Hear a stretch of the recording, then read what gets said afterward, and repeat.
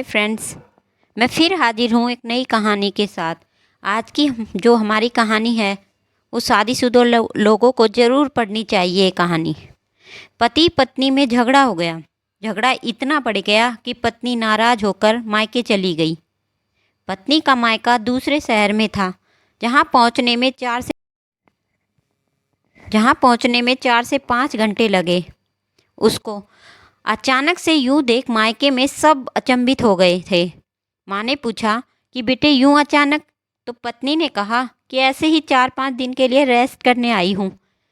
पत्नी अपने मायके में आराम से रह रही थी। माँ के हाथ के गरम गरम व्यंजन और जलेबी खा रही थी।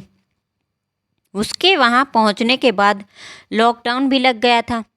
शायद लॉकडाउन भी उसके मायके आने का इंतज़ार कर रहा था। कई दिन बीत जाने के बाद पत्नी को पति की याद आने लगी, क्योंकि उसे अपने पति से बात करे हुए काफ़ी टाइम हो गया था। उसने फ़ोन नहीं किया तो उसके पति ने भी उसको फ़ोन नहीं किया था, क्योंकि वो भी उससे बहुत नाराज़ था। पति घर पे अकेला ही था। जो कुछ उसे बनाना आता उसे ही बना के किसी तरह अपना गुजारा कर रहा था। पत्नी को अपने पति की याद सताने लगी। अपना ही मायका अब उसे काट रहा था। उसने अपने पति को फिर से फ़ोन किया।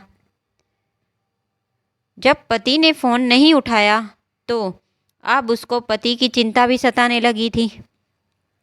उसके दिमाग में कुछ कुछ ख्याल आने लगे और वो रोने लगी। उसकी माँ ने जब देखा तो माँ उसे देखकर सब समझ गई और अपनी बेटी को समझाने लगी कि देख बेटी, बेटी का असली घर तो उसका ससुराल ही होता है।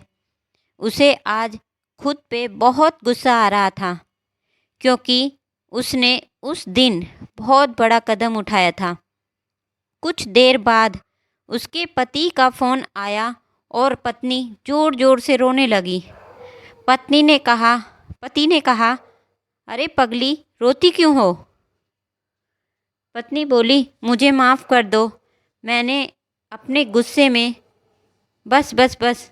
पति ने कहा कि अब परेशान होने की ज़रूरत नहीं है।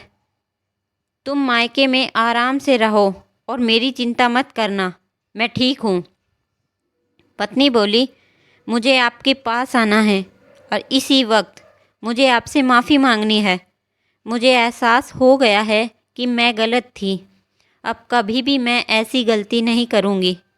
पति ने कहा, पर अभी कुछ दिन वहीं रहो, क्योंकि अभी फ्लू है। जैसे ही लॉकडाउन ख़त्म होगा मैं आपको लेने आ जाऊँगा।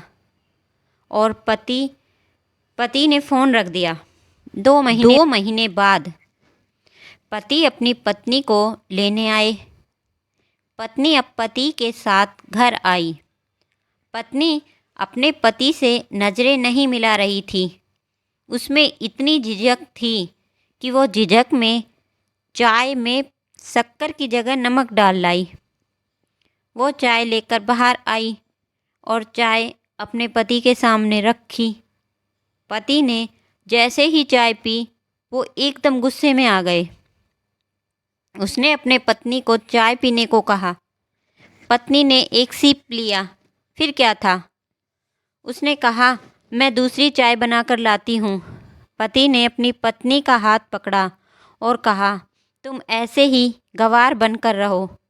पर हाँ, आज की चाय भले ही बढ़िया नहीं है, पर है बिल्कुल आपकी तरह, जो हर रोज़ कुछ ना कुछ करती रहती है, फिर लास्ट में सॉरी बोलकर फिर से मना लेती है। पर हाँ, एक बात निश्चित रूप से कहता हूँ, तुम मेरी अर्धांगिनी हो। यह हंसता जीवन भी तुम्ही से है। मेरी खुशियों की गुलजार, मेरी मुस्कान भी तुम्ही से है।